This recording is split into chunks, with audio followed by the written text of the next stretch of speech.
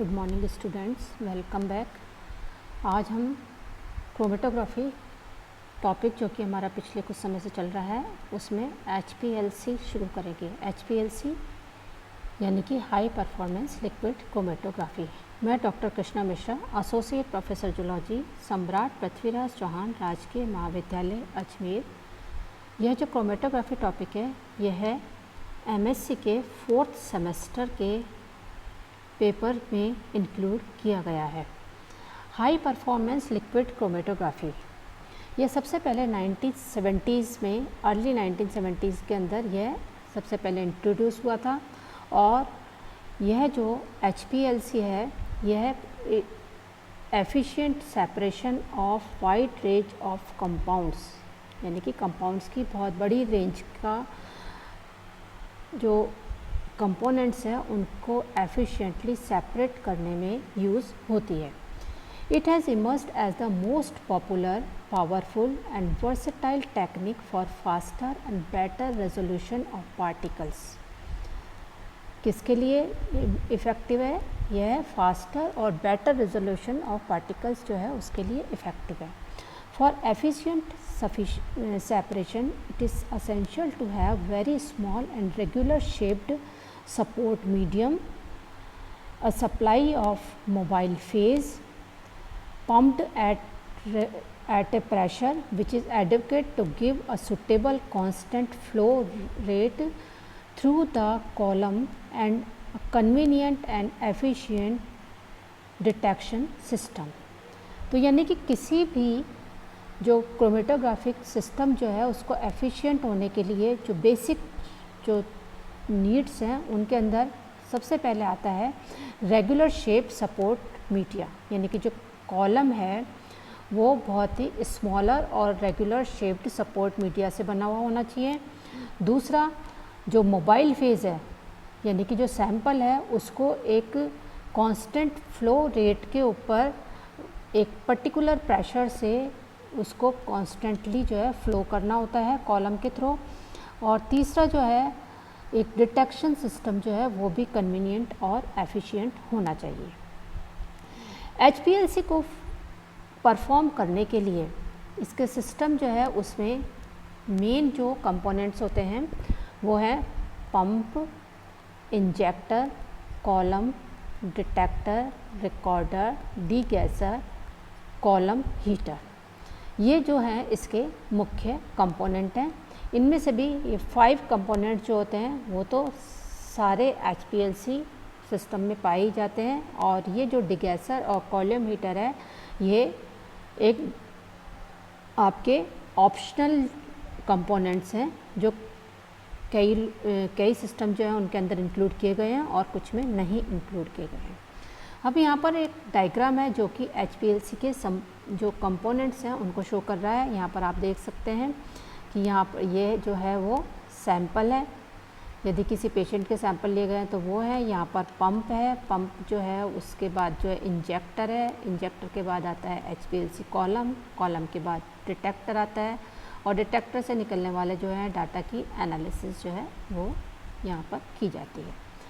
सबसे पहले जो फर्स्ट जो कंपोनेंट है हम उसकी बात करेंगे, पंप। HPLC में in the earlier state of HPLC development, the pump was most important part of the system. The development of HPLC can be said that it was development of pump system. सबसे पहले pump system का development जो है वो HPLC का वो कहलाया था development. Pump is position in the most upper stream of the liquid chromatography system and it generates a flow of eluent from the solvent reservoir to the system। Pump का क्या काम है कि जो सॉल्वेंट वो होता है एल्यूएंट जो है उसको सॉल्वेंट रिजर्वायर से सिस्टम तक पंप करने का काम करता है, उसका एक फ्लो जो है उसको जनरेट करने का काम करता है। In the earlier stage of liquid chromatography development, to be able to generate the high pressure was the one of the most important system requirement। शुरू में सबसे पहली जो सिस्टम की रिक्वायरमेंट क्या थी कि generation of high pressure. However, nowadays the high pressure generation, it is a standard requirement. It was more concerned nowadays is to be able to provide a constant pressure at any condition to provide controllable and reproducible flow rate. यानी कि शुरू में तो केवल क्या important था कि एक हाई प्रेशर जो है वो जनरेट हो, लेकिन अब जो है हाई प्रेशर तो होना चाहिए, ये तो एक स्टैंडर्ड रिक्वायरमेंट है ही।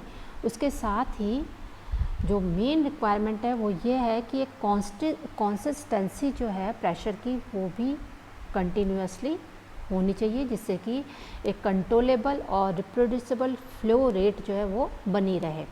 Since a change in the flow rate it can influence the analysis largely. यदि फ्लो रेट में बार बार चेंज होता है तो ऐसे में क्रोमेटोग्राफी जो एनालिसिस है वो चेंज हो सकती है। Most pumps they are used in current LC systems. They generate the flow by back and forth motion of a motor driven piston, that is reciprocating pumps. Because of this piston motion it produces pulses.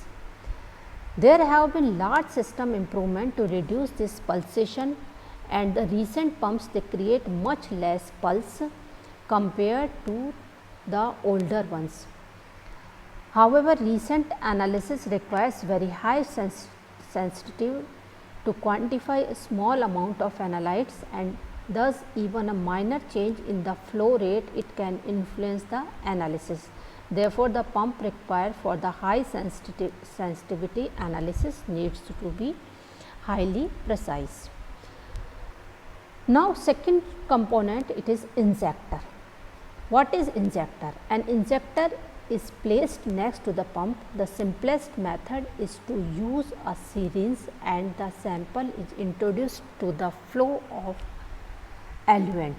Since the precision of LC measurements is largely affected by the reproducibility of sample injection, the design of injector it is an important factor.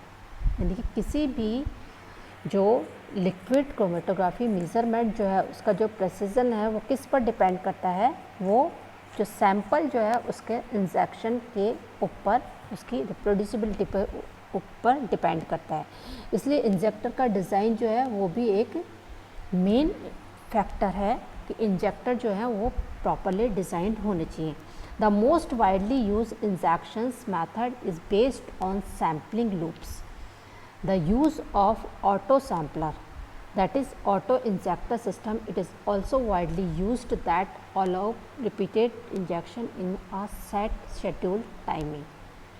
Third important component, it is columns. Columns they are main component of HPLC because the column is responsible for the separation of sample. क्यों है important? क्योंकि ये जो sample के components हैं उनको separate करने में इसका जो के लिए रिस्पॉन्सिबल होता है।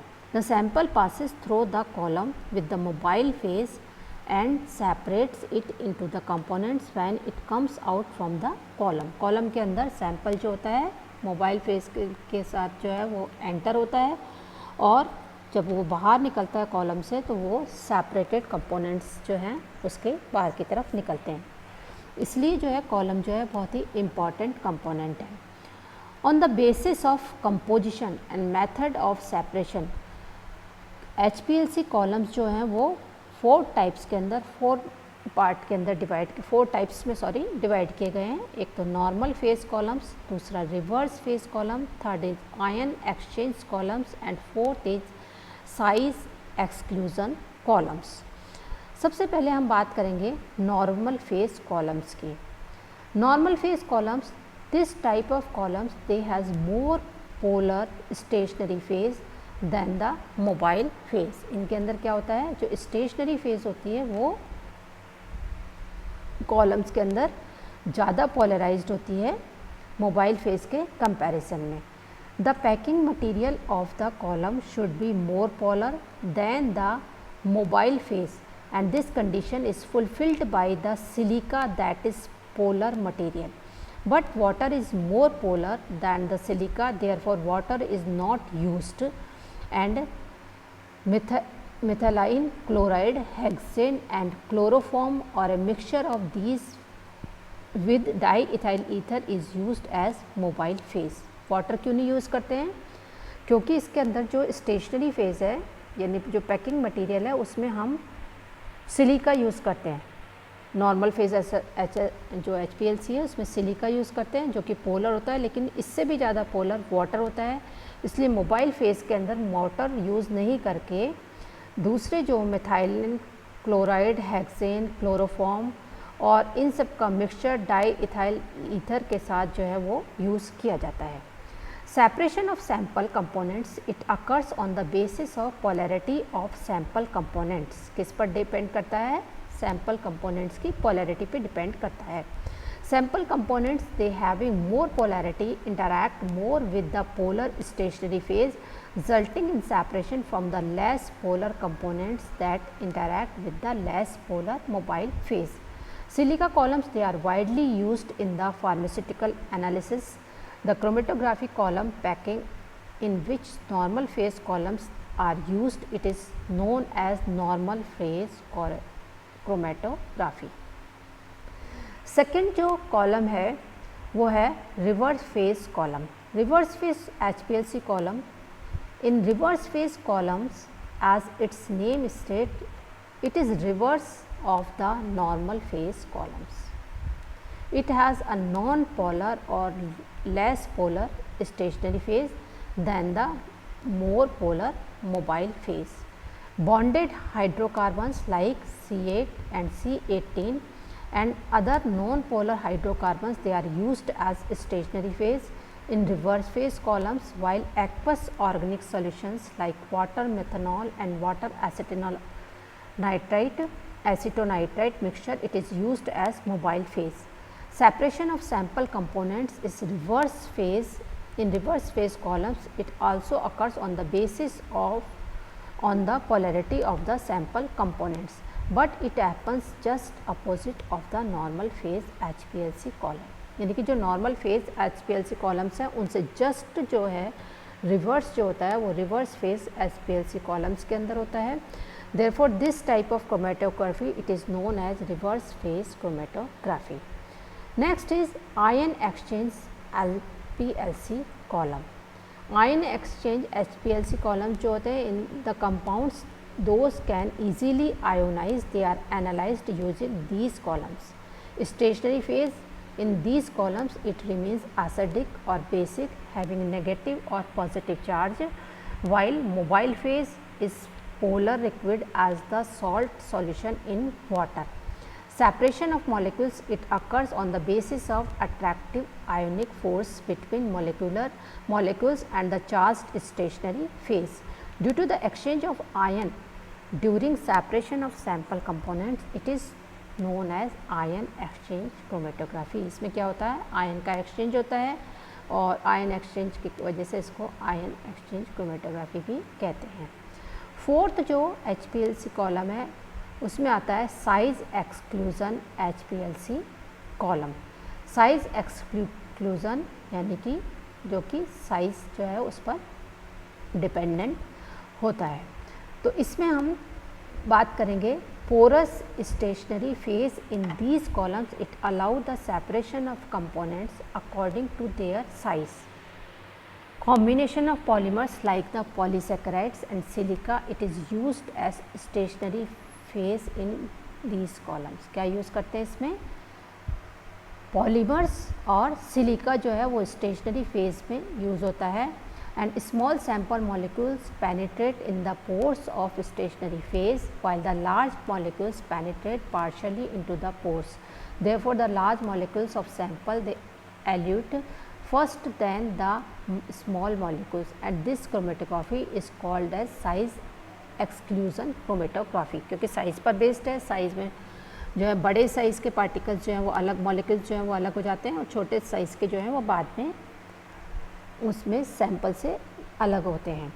These columns they are generally not used in the analysis of pharmaceutical compounds.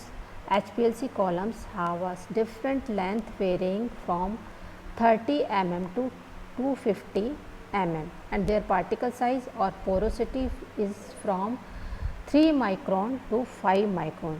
These factors affect the analysis of HPLC, analysis of sample. Therefore, these are considered important during the HPLC analytical method development.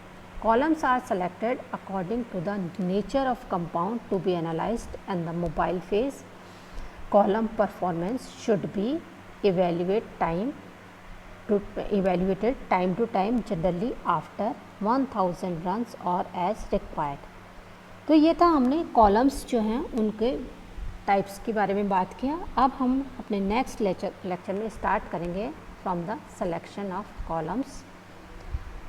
Thank you.